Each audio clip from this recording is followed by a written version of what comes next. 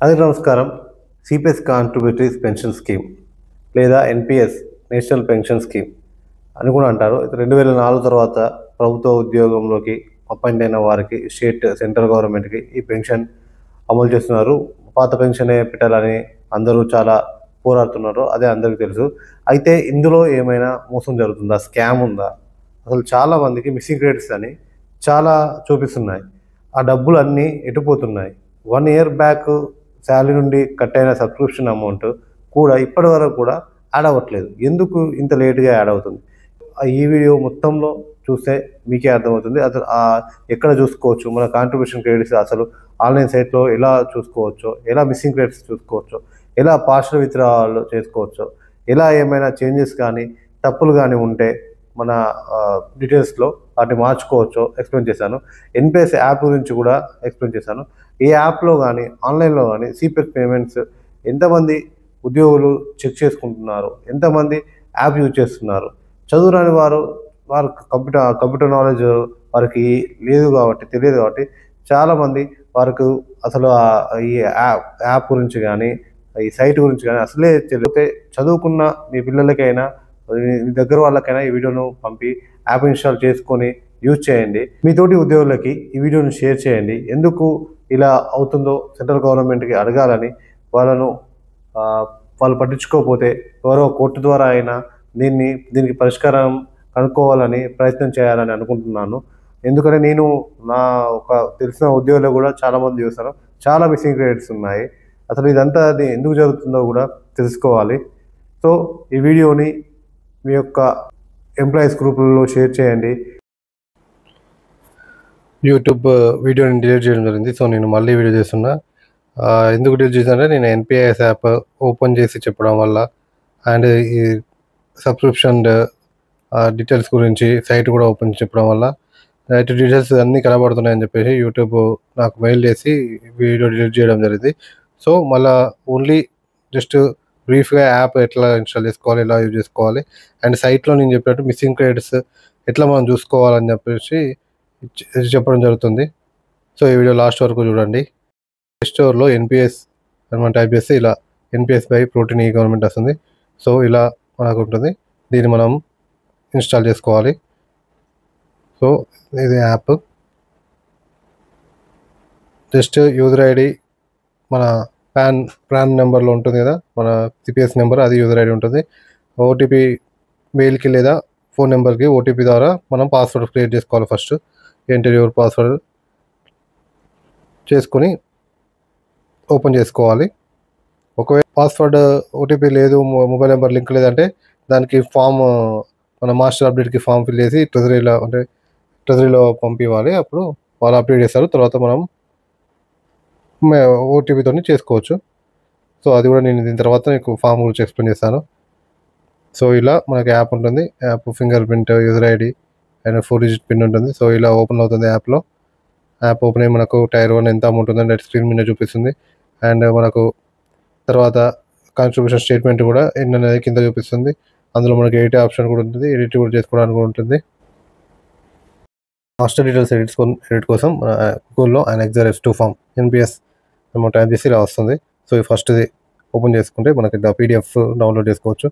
దీని ద్వారా మనము మాస్టర్ డీటెయిల్స్, నేమ్ కరెక్షన్ ఏమైనా ఉన్నా, అడ్రస్ చేంజ్కి and phone number, mobile number, email ID, bank డీటెయిల్స్లో ఏమన్నా మిస్టేక్స్ ఉన్నా, సో నామినీ చేంజ్కి కూడా ఇలా మనం ఇందులో ఫామ్ ఫిల్ చేసేసి ఇక్కడ సబ్స్క్రైబర్ సిగ్నేచర్ తీసుకోవాలి. సో ఇలా ఇక్కడ పైన ఫస్ట్ టీడీఓ సిగ్నేచర్ ఇలా నింపేసి ట్రెజరీకి సబ్మిట్ చేయాలి. సో అక్కడ వాళ్ళు అప్డేట్ చేసాక మనకు అప్డేట్ అయిపోతుంది. సిపిఎస్ సైట్ ఓపెన్ చేయడానికి మనకు ఆన్లైన్లో గూగుల్లో CRA NSDL ఇలా కొడితే మనకి ఇలా అవుతుంది. వెల్కమ్ టు CRA NSDL ఇలా ఓపెన్ అవుతుంది. సబ్స్క్రైబర్స్ ఇది కింద నోడల్ ఆఫీసర్ అవుతుంది. సో ఇందులో సబ్స్క్రైబర్స్లో user ID, password. User ID అంటే మన ప్రాన్ నెంబర్, పాస్వర్డ్ మనం ఫస్ట్ టైం చేసినప్పుడు రీసెట్ పాస్వర్డ్ కొత్త క్రియేట్ చేసుకోవాలి. సో ఇందులో reset password using secret question, reset password, instant set ఉంది. సో ఇలా ఇన్స్టాంట్ సెట్కి వెళ్ళేసి జనరేట్ ఓటీపీ ద్వారా ఇక్కడ PRAN number, date of birth and new password, confirm password capture వచ్చి సబ్మిట్ చేసేస్తే మనకు పాస్వర్డ్ అప్డేట్ అయిపోతుంది.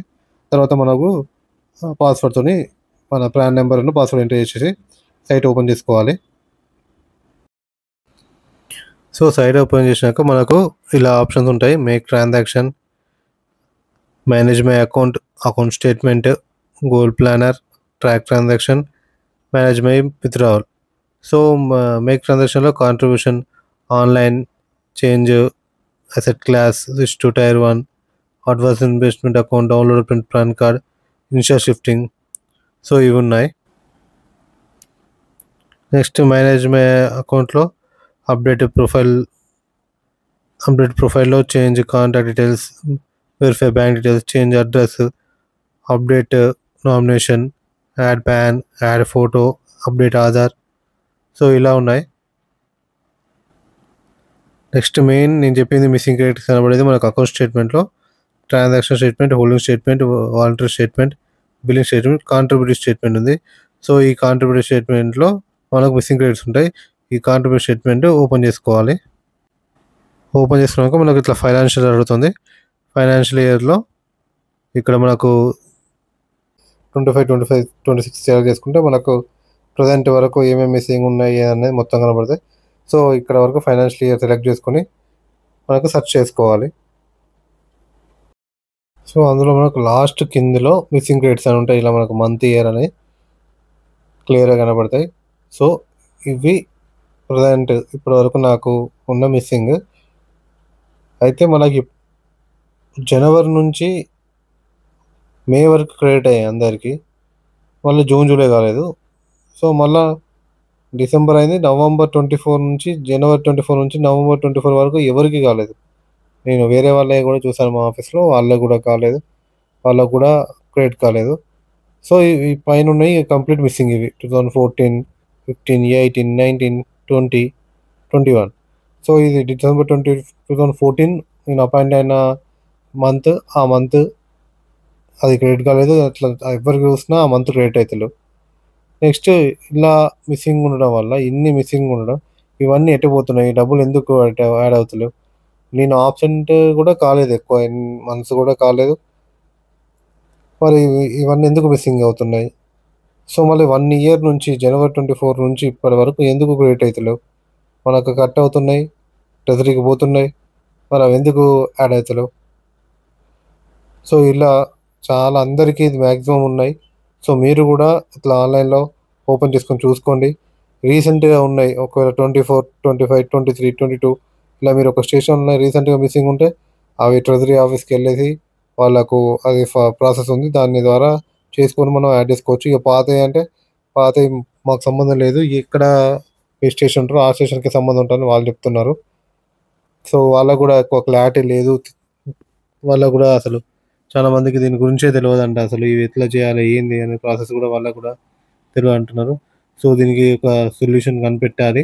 అసలు ఎందుకు ఇలా అవుతుంది, ఎందుకు ఇలా క్రెడిట్ అవుతాయి అనేది కూడా తెలుసుకోవాలని ప్రయత్నం చేయాలనుకుంటున్నాను. సో మీరు కూడా మీకు మిస్సింగ్ కాంట్రిబ్యూషన్ని ఇట్లా చూసుకొని అసలు ఏమన్నా చాలా మిస్సింగ్స్ ఇలానే ఉంటే ఖచ్చితంగా దీన్ని మీకు ఏదో ఒకటి చేయాలి, లేకపోతే అసలు ఈ డబ్బులన్నీ వెళ్ళిపోతున్నాయో అర్థం అవ్వట్లేదు.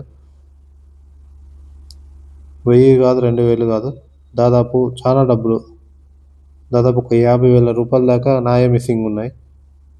అట్లా మీ ఎన్ని ఉంటాయో అట్లా అందరి స్టేట్లో టోటల్ మన ఇండియాలో ఎన్ని ఇట్లా ఉంటాయో మీరు అర్థం చేసుకోండి. ఈ వీడియో లెంత్ ఎక్కువ ఉండడం వల్ల నేను వేరే వీడియోలో పార్షల్ విత్డ్రావల్కి ఎట్లా అప్లై చేయాలి, ట్రెజరీలో మనము ఫామ్ ఫిల్ చేసి ఇవ్వాలని అనుకుంటే నేను డీటెయిల్గా ఇంకో వీడియో చేస్తాను.